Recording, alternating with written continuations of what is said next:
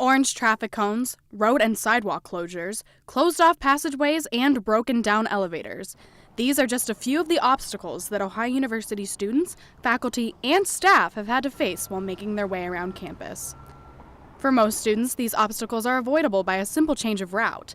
But for students and faculty members with mobility issues, the challenge is a daily struggle. Anjanae Millian is double majoring in broadcast journalism and theater performance. The buildings where she has class are ground zero for construction hell. I have CIDP, which is chronic inflammatory demyelinating polyneuropathy. It causes me to walk with a cane. I am off balance, and it is an autoimmune disease, so I'm very sick all the time. The Radio Television Building, Schoonover Center for Communication, and Scripps Hall are just a few of the buildings on campus that present a challenge to those with mobility issues. The problem is, classes are still going on, and faculty and staff are working in offices while the construction surrounds them. It gets in the way of the flow of class, tools and supplies are left out in the open, and the noise is deafening. While most students can easily walk around the mess, it's harder for those with a walking disability or a wheelchair to pass by. On Tuesdays, I go to the RTV building, which is on the 3rd floor, and I have to go through Schoonover because the elevators are not working. Then I have to go through construction workers, go through the construction. But despite all of the construction on campus, there are those who try to make it better for students with disabilities. Carrie Bush, the Assistant Dean of Student Accessibility, works to ensure that students with disabilities get the most out of their college experience. I oversee services for students with disabilities actually on all of our campuses, Athens and all of the regional campuses. So mostly helping to set policies and procedures for students who need particular accommodations, trying to develop partnerships with different resources on campus that our students might use, like transportation and parking, consulting a little bit with construction and design, working with academic advisors. Richard Schultz, the Interim Associate Vice President of Architecture, says that Student Accessibility Services is occasionally involved in the design process to ensure that they do what is absolutely necessary to actively keep affected areas of campus open. We're looking, the upper administration really wants to look at the impact at large, how it affects the campus, and then we look at the schedule. And we actually jostle projects around, trying not to impact one part of the campus. But since last January, Scripps Hall, Schoonover Center, the RTV Building, Lindley Hall, Mulberry Street, and one lane of Park Place Street have all been under major construction. Daryl Purdy, the Assistant Director for Employee Accommodations and Campus Accessibility, is also involved in the pre-planning for construction projects.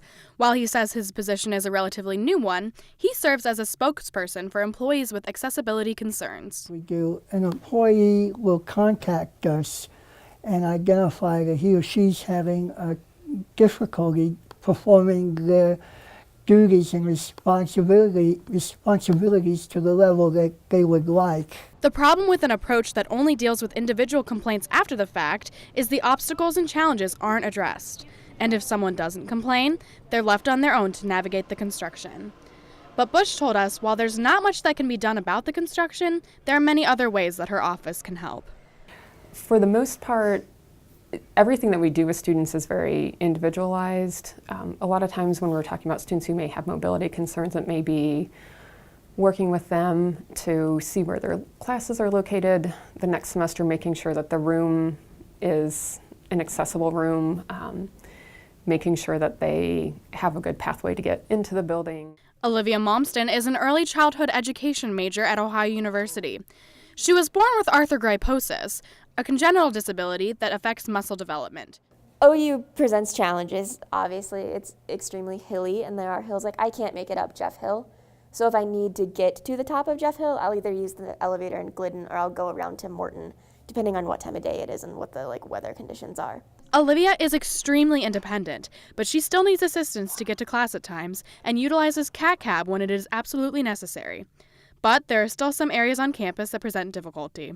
Well, for one thing, they seem to have a tendency to put buttons for doors much higher than the average wheelchair user. I can point to Schoonover as an example. I had to go there once and I couldn't get in without asking for help because I could not reach the automatic door opener button, which seems a little bit pointless because usually the people that need it are in wheelchairs.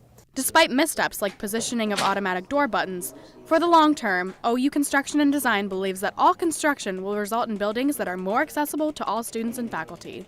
Years ago, our concept of making something was accessible was to get through the correct door width or the restrooms had the correct dimensions and proportions. But probably in the last 10 years or less, it's become the issue, how do you get to the building? How do you get to your parking space? How can you get across campus? And that's really probably a lot of what we spend our accessible time on. For the most part, though, they do a really good job. They have a lot of old buildings to deal with that, I understand you have a lot of history on this campus that it's not easy to just make that accessible overnight. But given that these construction projects have extended over more than 2 years, half of most students' time here at OU, some students feel that they aren't being cared for. This is my first time really having to face these obstacles, and I think that people who don't have to go through the daily hassles as students with disabilities do, they sometimes don't realize that the little things really do matter, like taking away the elevator or blocking off that part of the street or blocking off that the railing to get into school. And it really affects your schoolwork as well, because you feel that you're not important. You feel that your needs are not being met and taken care of, and as much money that I pay in tuition, I feel like I should be taken well care of.